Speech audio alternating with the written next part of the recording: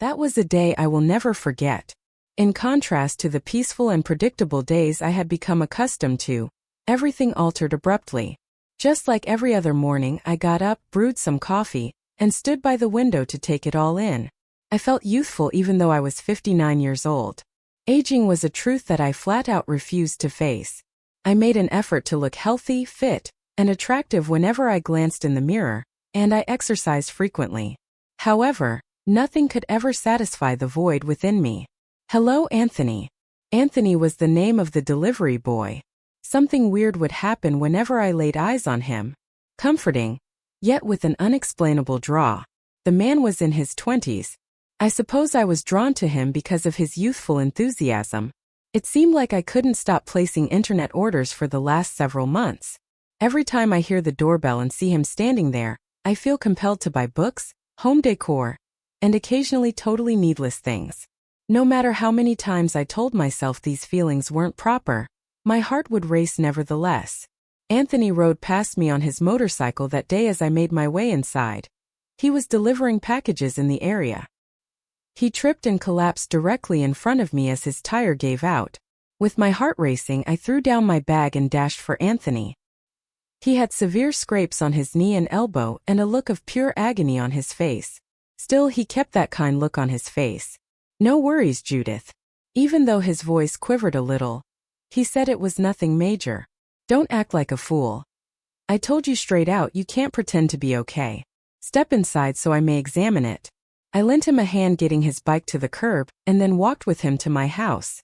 Despite his initial reluctance, he eventually gave in to my persistent demands. When we got inside, I showed him where my living room couch was. I began tending to his injuries after retrieving my first aid bag. I attempted to control my quivering hand so Anthony wouldn't see. I kept staring at him, captivated by his youthful vitality as I worked. Still, I was taken aback by the level of maturity reflected in his countenance. His smile betrayed his sincere apologies for the trouble this had caused, Judith. However, in all honesty, it's irrelevant.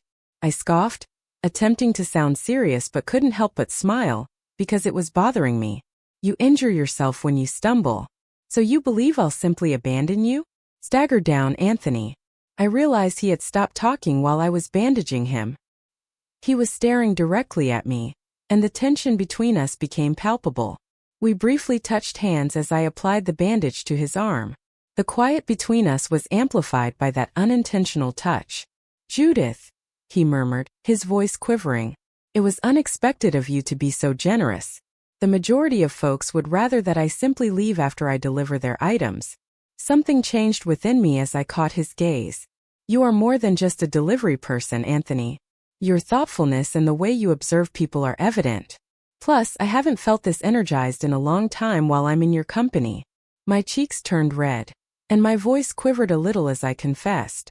At this point, it was too late to retract the remarks. Anthony's face shifted.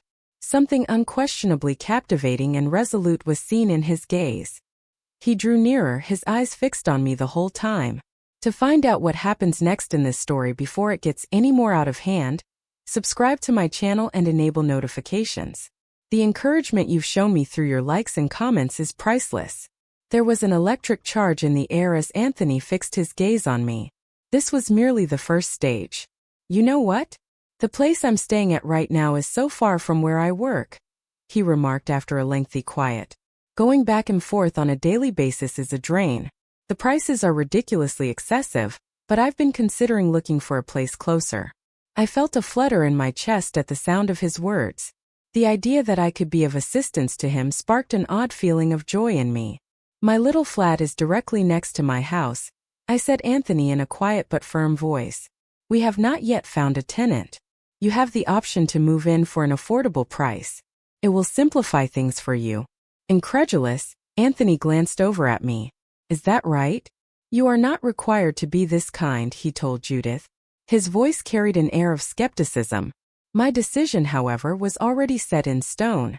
In that instant, I sensed a sea change was imminent. Yeah, that happened. On that day, I took the initial step toward escaping the routine of my existence. This was just the start of the narrative.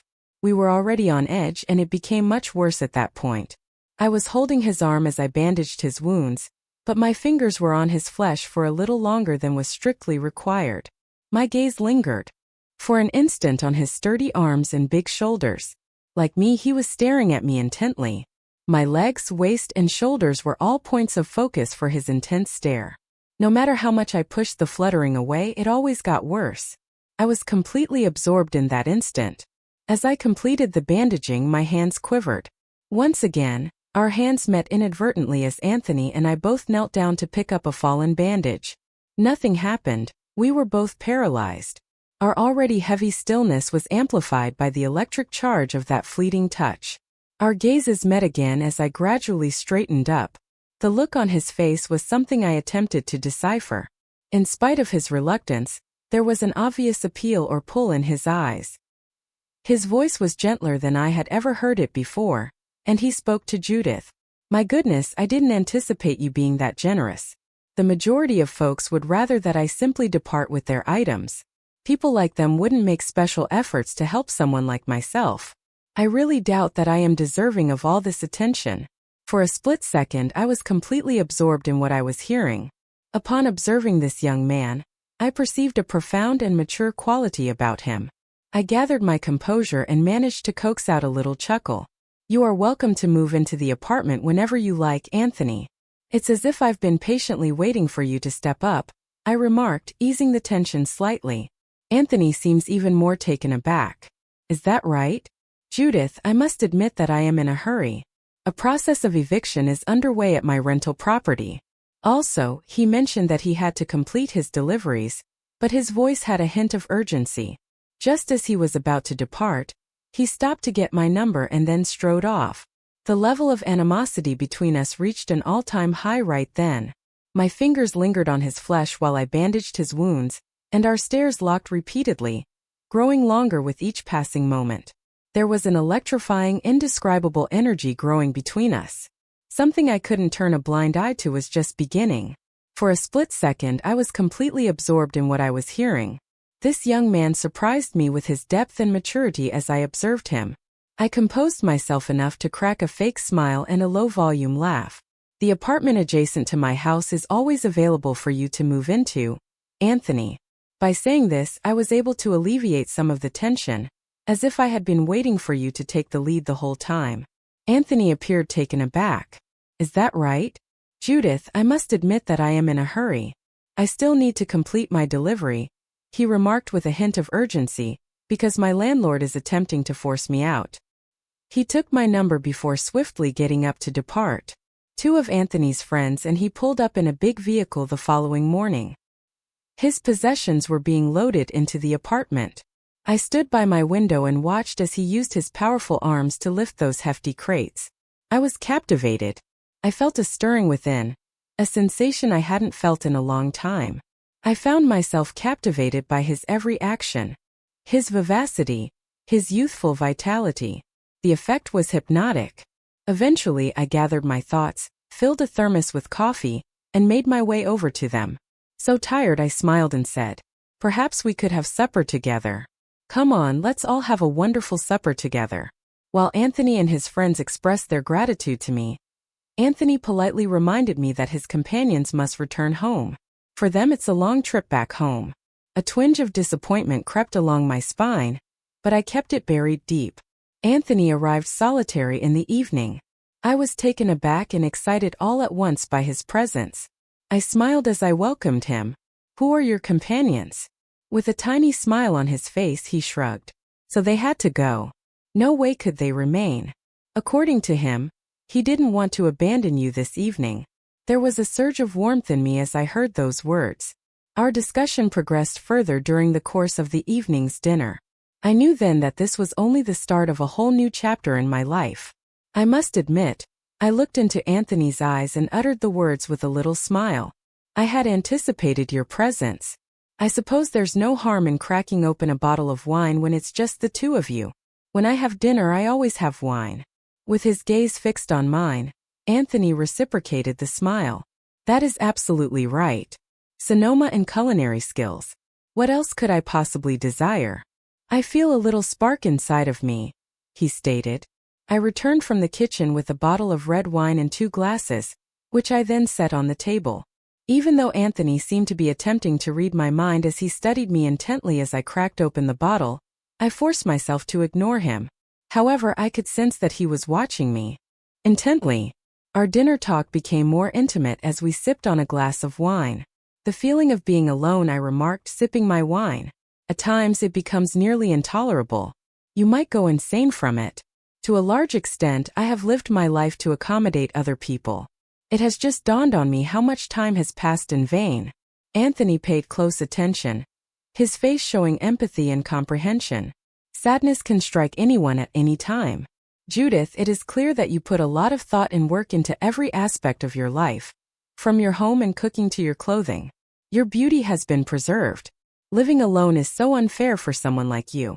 Something in me was warmed by those remarks, which threw me off guard. I don't think I'd ever been spoken to in such a way before. As I locked eyes with him, my pulse quickened. It had been years since I had felt anything like the connection we were developing. I was shocked and moved to tears by those statements. It had been years since anyone had made such a comment to me. I felt my pulse quicken. In a low voice, I acknowledged your point. Some things, though, go unnoticed regardless of your best efforts. After placing his wine glass on the table, Anthony leaned in my direction. His intense laser-like stare hit me square in the face. He repeated with a low but determined voice that you're incorrect. You can't help but be noticed. Something in me was aroused by those words.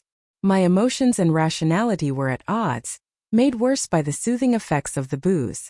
He stared at me the whole time. An exhilarating sensation I hadn't experienced for quite some time was sparked by the intense gaze of this young man. I whispered to Anthony, "You're really kind," and my voice quivered a little. No matter how much I tried to shield my eyes from him, I couldn't help but stare into his. Despite the vast distance separating us, it seemed much closer at that moment. "I must tell you the truth," he said with an abrupt change in tone. "I came here in search of a new beginning. However, my desire to know you better has grown in proportion to our conversational time together. Judith, you're unique in some way. It's as if you're carrying a spark, a living thing." His remarks astounded me. I was taken aback by the wine, the ambience, and his intense stare all at once. My heart was racing so rapidly that no amount of deep breathing could help me relax. "You have truly made this night unforgettable, Anthony," I whispered as we locked gaze. I don't think I've felt this passionately about someone in a long time. The level of animosity between us peaked at that precise moment. The moment Anthony locked eyes with mine, time seemed to stand still. Entranced by the enchantment of the moment, I leaned in closer to him without giving it any thought. I thought my heart was going to explode as our lips touched. Realization washed over me like a flood after his kiss reawakened emotions I had repressed for years. As my thoughts were running amok and my face turned red with shame, I drew away in a flash. I muttered under my breath, "This isn't right," as I staggered toward the kitchen, desperately seeking refuge from the tempest raging inside. I avoided seeing his eyes. Before I felt Anthony's hands on my waist, I didn't know he was following me. I froze at the sight of his intimacy and warmth. He spoke to Judith in a quiet but authoritative tone. He moved me so that I was facing him, and we locked eyes as he planted a deeper, more passionate kiss on my lips. I was gasping for air. Nobody could get away from this.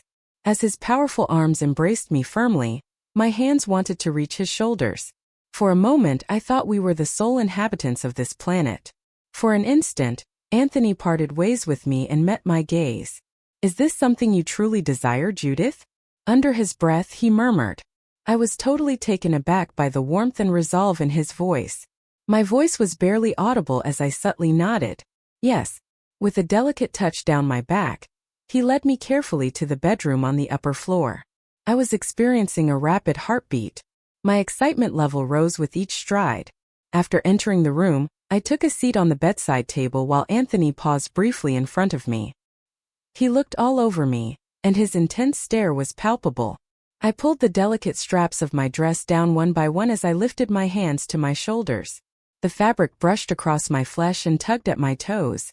The intensity of my attraction to Anthony was intensified by the look of adoration and longing in his eyes. It had been years since I had dared to dream of anything like this. The last thing I needed to do was give in to the night's natural rhythm. I looked in the mirror across the room for a quick glance of my body before getting into bed. I exuded an air of authority and charm. I was ushered to a full lie down on the bed as Anthony delicately rested his hands on my shoulders. His hands gently rested on my waist as he slowly moved over me, his gaze fixed on mine. That was the first time in a long time that I had experienced a feeling that I had missed so much. I made a noise that astonished even me when I responded quickly. I was confused about how to position my hands. It felt like my emotions were racing ahead of me. It had been much too long since I had experienced anything this lovely. I felt a whirlwind of intense feelings. I closed my eyes and allowed myself be completely absorbed by the intense sensations. I looked up to see Anthony, and he was red-faced and gasping for air. Even more so, that sight piqued my interest. I begged for it to happen again in a whisper. "I desire it more than you do," Anthony said after regaining his composure. My mood was the happiest it had been in years because of him that day. Lying down next to me, his breaths finally becoming steady, he appeared completely at peace. I grinned as I looked down at the floor next to the bed and noticed the garments all over the place. How much I had longing for this. Lying next to each other, Anthony's warm breath caressed my neck. Only our breaths broke the stillness that enveloped us. A calm silence settled over the scene after the commotion of the previous moments, yet I could still feel the anticipation building up inside. I shifted my gaze to meet his. "I want to get away with you to a beach town, just the two of us," Anthony remarked to Judith as our gazes met. "Are you in agreement?" I felt a surge of enthusiasm, a joy I hadn't had in a long time at that idea. "Going on vacation? That is just fantastic," I smiled and responded. As I watched the glimmer in his eyes, I mentioned that I was sure this vacation would be everything but routine. With a gentle chuckle, Anthony reached out and brushed my hair away from my face. "Right, Judith?" He stated that this is merely the start. We knew then that this vacation wouldn't be a mere getaway. It would mark the beginning of a new chapter, one that would deepen our connection. There is more to come in this tale. There is still a lot more to come, including what happens on that vacation. Keep an eye out for more updates. I am aware that my story has moved you greatly if you have come this far. You won't want to miss a single detail since there's a lot more to tell. Please share your thoughts on this story by commenting, turning on notifications, and following the story.